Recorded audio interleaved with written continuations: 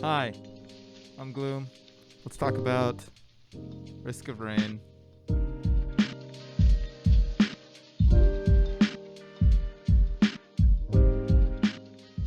Risk of Rain. I have tried to review this game for the longest fucking time, and we are finally here. So if you don't know what Risk of Rain is, it is a roguelike, but it takes a different path by going third person instead of the usual top down or the side scroll shit. And I don't really say that negatively either. I have played my fair share of side scroll and top down roguelikes, but it just cannot keep my attention as long as this beautiful game can. Not sure what it is, but there is something so addicting about how Risk of Rain, for the lack of a better term, kidnaps you and chunks you into its breathtaking environments. I genuinely don't know what the fuck they were smoking when they created these levels, but I want all of it. Anyway, let's get into the game.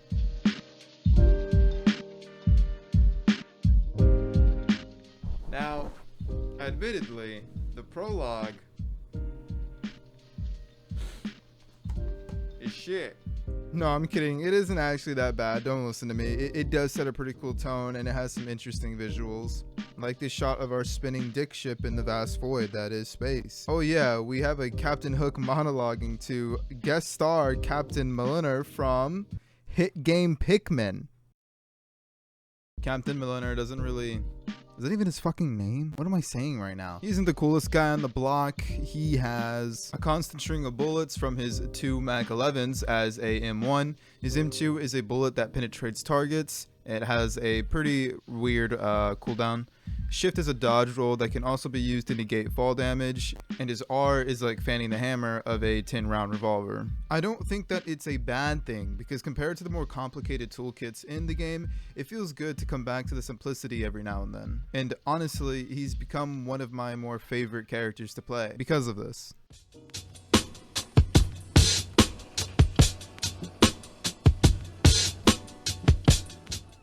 If you have never played one of these games before, like the roguelikes, here are the rules. Spawn in, kill enemies for gold, spend gold on chests that contain items, which are perks from every other game in this genre, like weapons in Dead Cells or god perks in Hades. In every level, there's a randomly placed slab with horns called the teleporter event. Interacting will spawn a red dome around you that asks you to stay within its borders to charge the teleporter, giving you the ability to walk into the next level.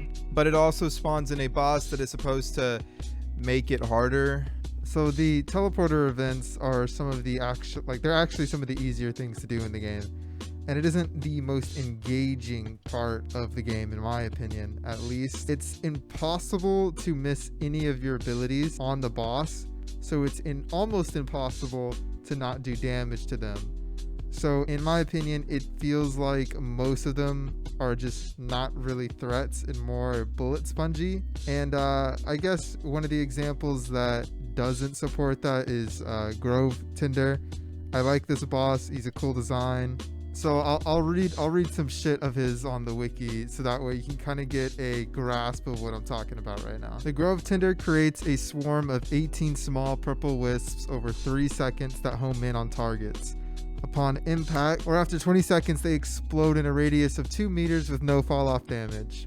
These projectiles have 20 HP and can be destroyed, activating any on-kill effects that the player has only 10% of the time. And his secondary is Scorched Chains. The Grove Tinder charges a shotgun-like spread of 13 chains over 2 seconds. Scales with attack speed, with one aimed straight at the player and the rest within a 30 whatever spread. If they hit a target, they will also pull them towards the Grove Tinder. If a target is pulled into the upward slope, even a very small one, they will be redirected straight up instead of towards the boss. And then you have Jellyfish.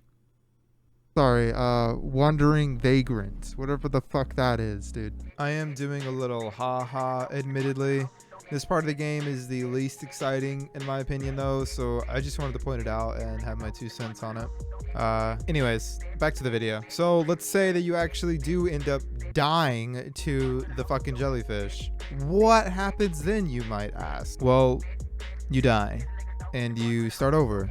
And that's completely fine because it's a roguelike after all. That's what you're supposed to do at the end of the day. But I think that Risk of Rain has something special here with the characters, because every single time that you do die and you come back, you still have your identity of that character, and it never really feels naked at the start of every game. You still have that going for you. You know, for mercenary, you still have your dashes, your slashes, so things don't seem to slow down even if you die. You can choose for it to still be that fast by swapping to another character for a different type of mood or a different type of playstyle. And I like that. I really like that, because I can always just seamlessly play the game at whatever speed that I want to. And what really fucking helps is that there are no load screens. Well, there's probably like 3: the load up to the game, to load into a game, and then when you die, to load back into the menu. And they are all really quick. But if we're gonna get back onto topic, I will talk about the characters later, because as important as they are, none of it would feel right without the items.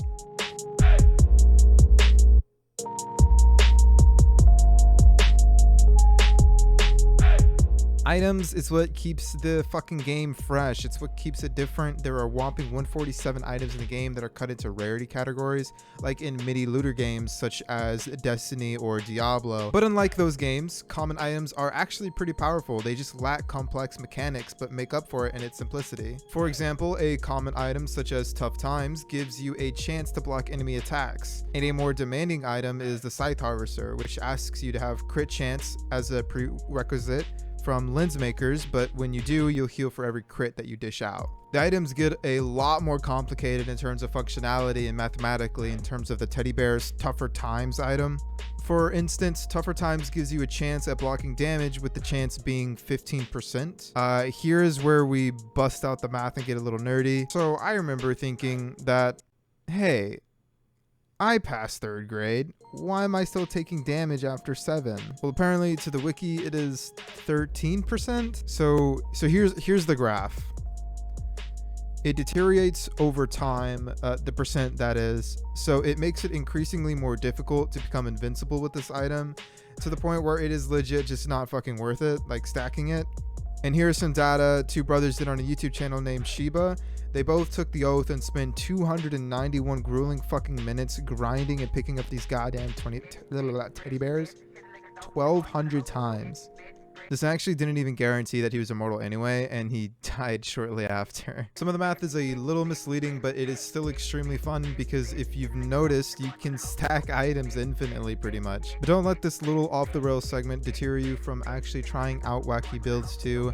I think this item in particular and a couple out of the 147 are a little weird, but they still function and don't really break the game, which is pretty tough doing in itself anyways, especially on this type of game.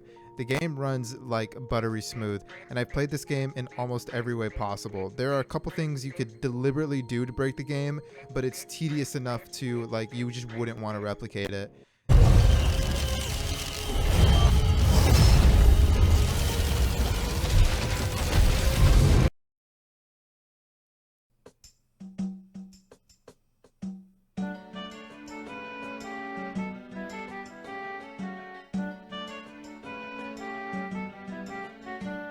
There are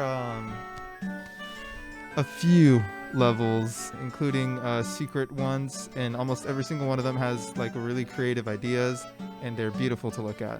You hop between vastly different themed planets. You know, you have very like mushroom planets to snowy post-apocalyptic to literal hell, and that's far from all of the levels you can experience. I mean, you have this one, you have this one, you have these 2, and this one.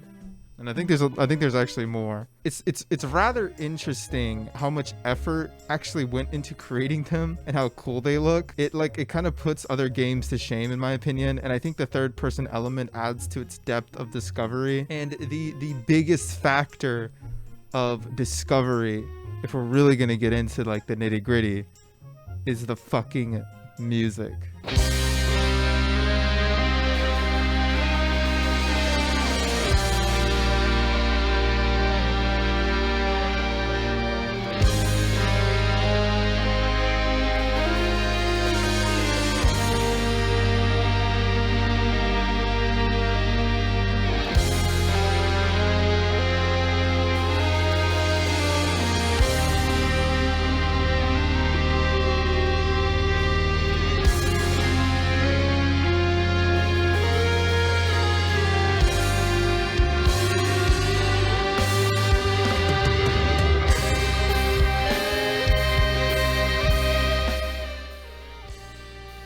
Yeah, the fucking music is definitely under some of the crazier soundtracks I've ever heard in gaming to this day.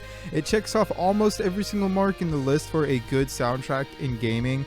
A few of them are like atmosphere, energy, wonder, flow state, and just that really feel good, like I could listen to this outside of the game in my free time. It's just such an unforgettable, iconic masterpiece, really, and that is like one of many soundtracks for many levels in the game, and this is just one of my favorites. It's just like so addicting, and one of the little things that you may not even notice, but when you do, it is really, really great. I think I find myself more often than not actually having the music bar not muted like I do in most games and substitute it with like Chris Hansen videos or like Papa Meat.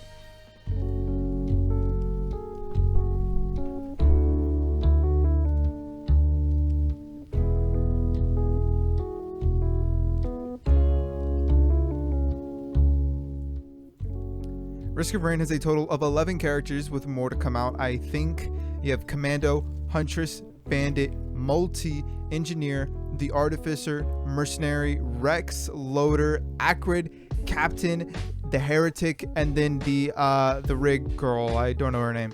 I just noticed in post that I forgot to talk about the fucking Void Fiend, but this is also a character. I don't know how I forgot this, but here he is. He's really cool. All of them are fantastic options, and while not all are just as useful, they are, however, fairly usable, which is a lot to say with such a big cast for this type of game. Usually that is a lie that many people will use to hype up any game with characters like, oh, they're all usable, but I'm happy to report that all of the characters are usable and very different. The greatest example I can give you in terms of differentiation between them is that your default commander that I already talked about at the beginning of the video, who is a very modest playstyle versus Rex, a plant-themed robot. He has lifesteal properties that recover him from his self-damaging abilities. That's like his whole gimmick. His basic attack is a 3-round burst that slows, strips armor, and lifesteals for you. But what's really interesting about Rex is that your other abilities deal damage to you as much as they heal you, creating a playstyle unlike the others in the game, and for any other character I've seen for that matter. Rex juggles your own health for damage while being able to gain it back almost instantly if you know what you're doing. Another layer to this character is combining him with the Razor item. Razor damages enemies around you when you've taken damage, and because you self-inflict already, Razor is in constant proc. Okay. I know it's getting a little bit much, but bear with me, we're almost done. I personally love Multi. He's this Wally death robot with a minigun and a railgun as a secondary. Well, you start off as that at least. And he's on screen right now, and he's been playing throughout the video a lot lately because I fucking love this guy. He's hilarious. You have this funny ability where he turns himself into a block with wheels and runs over enemies, dealing hella damage and as well getting a defense boost for a time, which isn't the best, but you know. They have a character for just about every role that you would like to play, and some of them that you didn't think you had options for, and there are more options than you'd think. Every character has unlockable new abilities and skins. These are unlocked by playing the characters for starters and then completing character specific challenges, which is very reminiscent of like the old days of gaming, of like Castle Crashers when I was younger, or just like spending all day and night trying to unlock different companions and weapons and knights for that game. It's just something you don't really see in gaming a lot, and it's great. It's a great grind, and it's a welcome thing to work for, you know, a while. I genuinely really like this game. Risk of Rain 2 is a lot of fun. I'd give it a 9 out of 10 if I had to rate it. The missing point is because of the nature of its game, it can be repetitive. That's just roguelikes in general. Anyways, if you made it this far, thank you. I had a lot of fun making this. I hope you had a lot of fun watching it. My Instagram is the same handle as my YouTube, so if you want to be up to date with videos that are coming out in the future, if you want to stay a while. On another note, I'm tired of talking about this game now. I hope you guys have a good day. I'm Gloom, and I enjoy talking about a lot of shit, so have a good day.